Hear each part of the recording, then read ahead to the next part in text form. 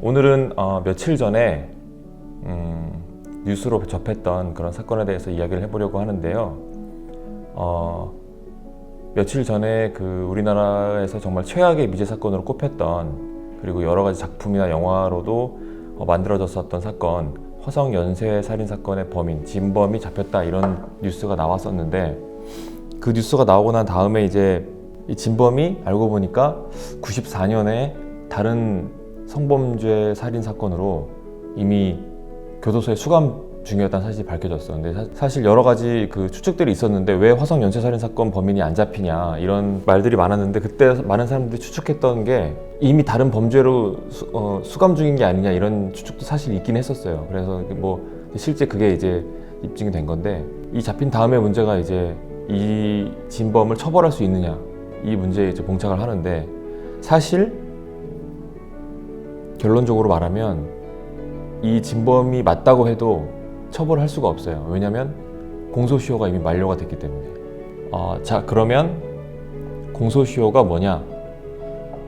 공소시효는 형사소송법에 규정이 되어 있는데, 어떤 죄마다 징역 몇 년 이렇게 다 처벌량이 정해져 있잖아요. 그 처벌량마다 공소시효가 몇 년, 이런 죄는 몇 년 동안 수사를 하지 못하고 처벌하지 못하면 그 기간이 지나면 처벌할 수 없고 기소도 할 수 없고, 법조계 이론으로는 수사도 할 수 없다, 이런 게 이제 공소시효인데, 그러면 공소시효라는 제도가 왜 생겼을까요?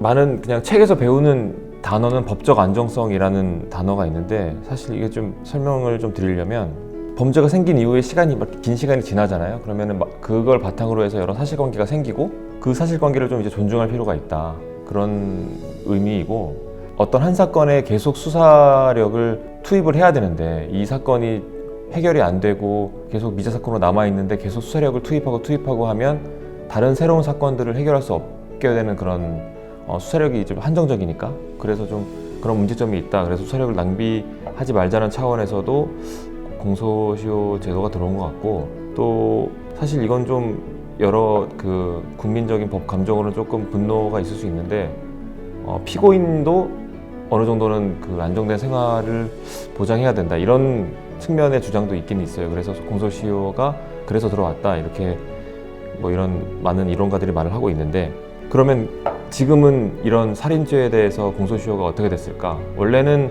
공소시효가 15년이었어요. 15년이었는데 연장이 됐다가 태완이 사건으로 인해서 아예 지금은 살인죄 공소시효가 폐지가 돼서, 지금은 살인죄를 저지른 피고인은 평생 공소시효를 적용받지 않고 처벌을 받을 수 있게 되었는데, 문제는 지금 이 화성 연쇄 살인 사건의 범인 진범은 이 공소시효가 폐지되기 이전에, 그러니까 2006년에 공소시효가 만료가 됐는데, 그 당시에는 공소시효가 폐지가 안 돼 있는 상태였고, 그 공소시효를 폐지하는 법안이 마련된 시점에서 이전 시점으로 이전 사건까지, 만약에 그러니까 예를 들어서 지금 법안이 만들어졌는데 그 이전까지 소급해서 적용하는 거는 법조계에서는 그거를 불소급의 원칙이라고 해서 하지 않아요.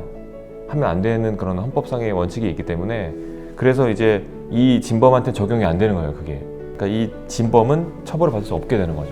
그러면 이 진범을 처벌할 수 있는 방법은 없다고 쳐도, 피해자나 피해자의 유족들이 이 진범한테 할 수 있는 어떤 다른 방법은 없을까, 이런 생각을 해봤는데, 민사적으로 가능할 가능성이 좀 있을 것 같아요. 왜냐하면 민사적으로 민법에 불법행위에 대한 손해배상 청구권이 있는데, 그 손해배상 청구권이 소멸시효가 가해자를 안 날로부터 3년, 그리고 불법행위가 있은 날로부터 10년인데, 가해자를 이제 알게 된 거 아니에요. 그러니까 이제 알게 됐으니까 이제부터 3년 안에 청구하면 되지 않을까, 제 생각에는. 그런데 다른 변호사님이나 법조인 분들의 의견은 다를 수 있겠지만, 저는 그렇게 한번 해보는 것도, 그러니까 피해자 유족들이 그 손해배상 청구권을 이제 상속을 했다고 보고, 그분들이 대신 진범한테 청구를 해서 좀 정신적인 위자료라도 좀 받을 수 있지 않을까, 이런 방법이 있을 것 같아요.